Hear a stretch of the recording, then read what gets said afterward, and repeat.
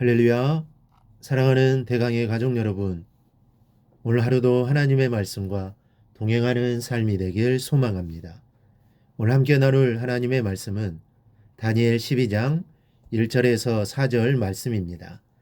그때 내 민족을 호위하는 큰 군주 미가엘이 일어날 것이요 또 환란이 있으리니 이는 개국 이래로 그때까지 없던 환란일 것이며 그때 내 백성 중 책에 기록된 모든 자가 구원을 받을 것이라. 땅의 티끌 가운데서 자는 자 중에서 많은 사람이 깨어나 영생을 받는 자도 있겠고 수치를 당하여서 영원히 부끄러움을 당할 자도 있을 것이며 지혜 있는 자는 궁창의 빛과 같이 빛날 것이요 많은 사람을 옳은 대로 돌아오게 한 자는 별과 같이 영원토록 빛나리라. 다니엘아, 마지막 때까지 이 말을 간수하고 이 글을 봉함하라. 많은 사람이 빨리 왕래하며 지식이 더하리라. 아멘. 오늘 우리가 다니엘 12장 마지막 장을 보게 됩니다. 오늘 본문에는 맨 마지막 때에 일어날 사건에 대해 기록되어 있습니다. 오늘 우리는 우리에게 주시는 이 말씀이 여러분의 생명이 되고 소망이 되며 능력이 될 수 있기를 바랍니다. 첫째로 그때에는 환란이 있으리라고 말씀했습니다. 1절에 보면 그때 내 민족을 호위하는 큰 군주 미가엘이 일어날 것이요 또 환란이 있으리니 라고 말씀합니다. 즉 마지막 때에는 환란이 있을 것이라는 겁니다. 구체적으로 어떤 내용의 환란인지는 아무도 모릅니다.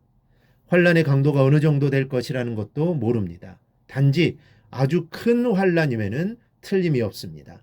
이는 개국 이래로 그때까지 없던 환란일 것이며 라고 한 것을 보아 창조 이래로 전무후무한 환란임을 알 수 있습니다. 주님은 이 환란과 관련하여 그때에 큰 환란이 있겠음이라 창세로부터 지금까지 이런 환란이 없었고 후에도 없으리라 라고 말씀하셨고 스가랴는 이 환란의 때에 인류 중 3분의 2가 멸절하고 3분의 1만이 겨우 살아남을 것이라고 하였습니다. 그러므로 이 환란을 견뎌내기란 거의 불가능할 것입니다.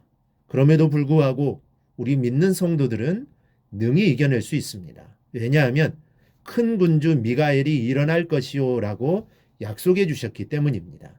미가엘 천사장이 호련히 일어선 것은 하나님의 백성을 도와주시기 위해서입니다. 즉 하나님께서는 큰 환란의 때에 천사를 통해서 또 성령을 통해서 힘과 능력을 부어주실 것을 말씀하고 있는 것입니다. 그러므로 성도는 어려운 가운데도 하나님을 붙잡고 승리해야 합니다. 하나님이 나와 함께 하실 것이기 때문입니다. 또 하나는 책에 기록된 자들은 모두 구원을 받는다고 말씀합니다.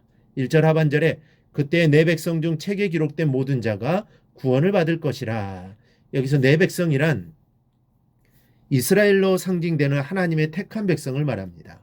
그리고 책은 하나님의 생명책을 말합니다. 즉 전 인류가 멸절하는 위기 상황에서도 하나님께서 택하신 자들은 구원을 받는 것입니다. 즉 하나님께서 택하신 자들은 마지막 대환란에서도 하나님의 은혜로 살아남는다는 것입니다.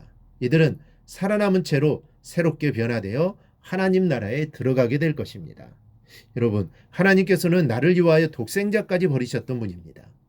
그랬던 하나님이 환란의 소리를 절대로 넘겨주지 않으시는 줄을 믿으시기 바랍니다. 저와 여러분의 이름이 모두 생명책에 기록되어 있는 줄 믿고 그 사랑과 은혜를 다시 한번 감사하실 수 있기를 바랍니다. 그리고 설령 우리 시대의 환란의 때가 도래한다고 해도 여러분 하나님을 의지하여 두려워하지 말고 담담히 그날을 맞이하시기 바랍니다.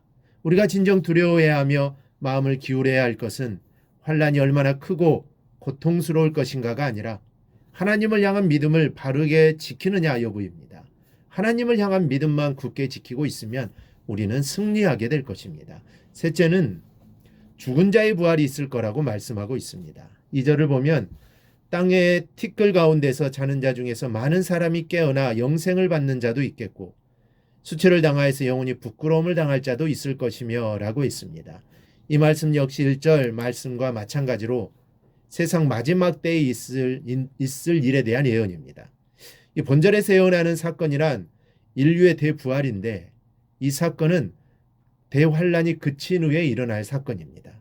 이것이 공동번역에는 티끌로 돌아가던 대중이 잠에서 깨어나 영원히 사는 이가 있는가 하면 영원한 모욕과 수치를 받을 사람도 있으리라고 되어 있습니다. 이는 죽은 자들이 부활하여 하나님의 심판을 받고 영생을 얻는 자와 영벌을 받게 되는 자들이 있을 것을 말해주고 있습니다. 이 말씀은 우리로 하여금 인생의 끝이 어디이며 인생의 목표가 무엇이어야 하는지를 알려줍니다. 인생의 끝은 죽음이 아닙니다. 죽음으로 모든 것이 끝나는 것이 아닙니다. 죽음 이후 주님이 재림하실 때 우리는 부활할 것입니다. 그러니 부활하여 영원한 생명을 얻는 것이 우리의 최종 목표가 되어야 할 것입니다. 넷째는 별과 같이 영원히 빛나는 자에 대해 말씀합니다. 3절을 보면 지혜 있는 자가 나오는데 그는 환난의 때 말할 수 없는 핍박과 고통을 받으면서도 믿음을 지키는 사람을 가리킵니다. 이런 사람이 지혜 있는 사람이요 그는 빛과 같이 빛날 것이라고 하십니다. 또한 많은 사람을 옳은 대로 돌아오게 한 자는 별과 같이 영원토록 빛나리라고 했습니다. 이것은 이들은 핍박과 환난 속에서도 신앙을 견고히 지켜낼 뿐 아니라 핍박과 환난, 악의 세력의 유혹을 인하여 믿음을 저버리고 타락의 길로 행하는 자, 처음부터 옳은 대로 행하지 않는 자들을 진리로 가르쳐 옳은 대로 인도할 것입니다. 그러므로 우리는 내 자신의 구원을 공고히 할 뿐 아니라 더 나아가 진리를 버리고 그릇 행하는 사람을 가르쳐 옳은 대로 행하게 하는 일에 우리는 힘써야 합니다. 그것이 진정 하나님께서 기뻐하시는 일이며 영원토록 여러분의 삶을 영광스럽고 또 존귀한 것으로 굳건히 세우는 확실한 길입니다. 실로 하나님께서는 그 같은 삶을 사는 자들로 하여금 당신의 나라에서 하늘의 별과 같이 찬란하게 빛나도록 영광스럽게 세우실 것입니다. 사랑하는 여러분, 본문은 믿음을 지키는 자가 받을 영광에 대하여 별같이 영원히 빛날 것이라 표현했습니다. 우리도 주님께서 주시는 별과 같은 이 영광을 누릴 수 있기를 소망하며 동 믿음의 박차를 가하는 성도들이 될 수 있기를 주님의 이름으로 축원합니다. 오늘 묵상한 말씀을 굳게 잡고 삶으로 실천하며 살아내는 대강의 모든 성도들이 되기를 축복합니다.